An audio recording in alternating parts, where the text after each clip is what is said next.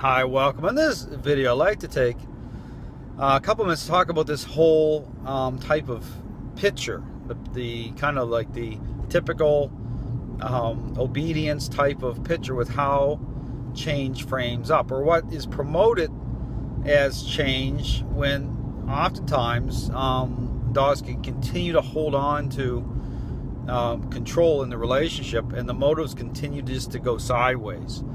And again, this is where it's helpful always to look at comparisons, because you can really draw these comparisons relationally, whether it's with dogs or even with people, because really there's a lot of interesting similarities. I mean, that really you can look at to begin to understand why it is that certain things can look a certain way, but in reality they're really not.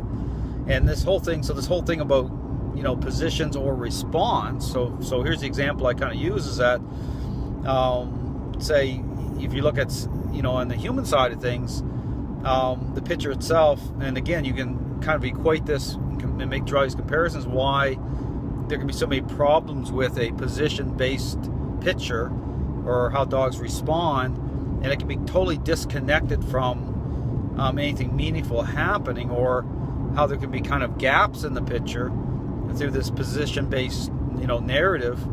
The same holds true in the human world. Say, if I want to get a very selfish person, or look at a child, to do certain things, to get them to do certain things for me, but totally disconnected from the child actually having any sort of respect. Okay, still holding on to a very selfish way of thinking. But I can incentivize them through a reward-based type of a program or whatever, to get them to go through the motions and do certain things that I deem, and then I could look at that and I could define that. And this is where you get this interpretive-based script, people putting certain definitions on things, or look at a standard, to say, well, and it's the same thing. If dogs do this, this, this, and this, well, that means that good things are happening. Well, if you kind of draw that comparison and connect that to my example of getting a very selfish child to go through the motion to do this, this, this, and this, and that, in my, just at a very superficial level, an appearance-based level, to say, well, that means that, good things are happening. The child is developing healthy thinking patterns and is having, going to develop healthy relationships. That's absolutely wrong. Okay, it's about the relationship. It's relational. It goes just beyond just going through the motions of something.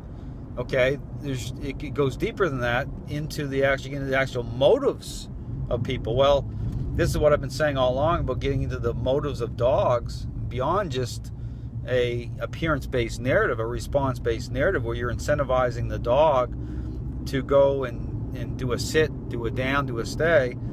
Well, then you have to, again, it's the same thing. You got to look beyond that and say, well, is that really representative of change? Okay, and so what I show is that unwanted behavior issues are really connected to a motives control issue. Okay, so it influences how a dog's decision-making process is governed. Okay, that's really important. So when a dog you start to experience behavior problems, well, you're dealing with a relationship problem.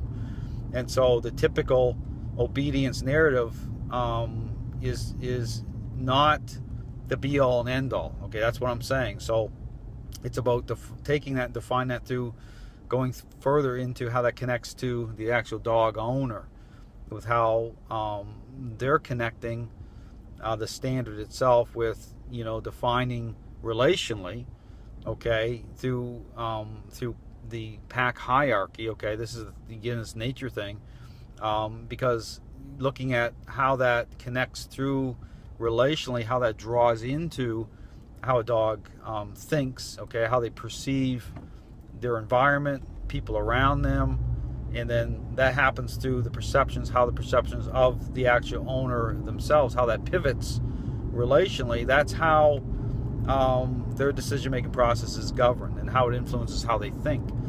But there's a lot of similarities. Again, there's a real problem with the typical obedience type of thinking at just the response level. That, again, I show that's very problematic, because right out of the starting gate, right from the very start of the process, you have to define the process itself. Okay, you have to be able to look at the process and say, okay, is it just simply about right away? And you'll see even so-called balance trainers do this.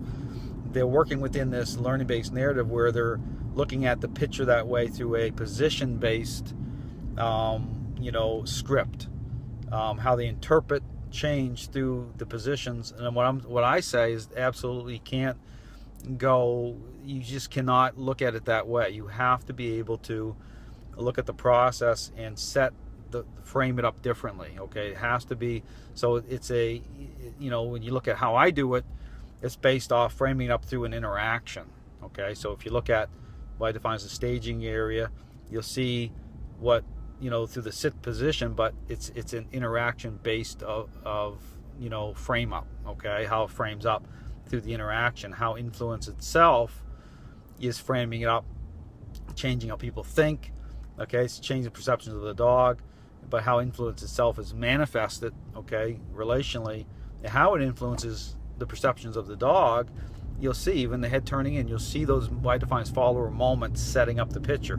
So therefore, it's not position based that way. I'm not just trying to frame it up and incentivize the dog and and then say, okay, look at these positions, that is representing that good things are happening. Well, that is the problem. If you really look at the issue through training itself, how when you leave the actual training environment and then you enter the real world, and then could be major problems, because it's not, you get in this issue about alignment itself, with how a dog's decision-making process is aligned. Okay, and look at this position-based narrative.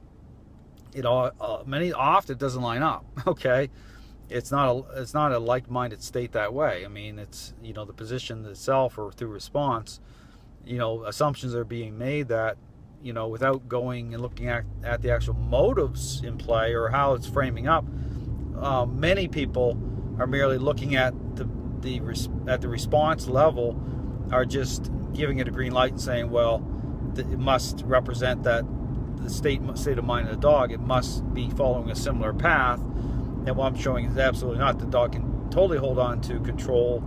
The motives can continue to be totally sideways, even as the dog is going through these positions. And those who are following that type of script are saying, well, that totally is following. It's a like-minded state. It's following a similar. It's influencing how a dog thinks. That's absolutely wrong thinking.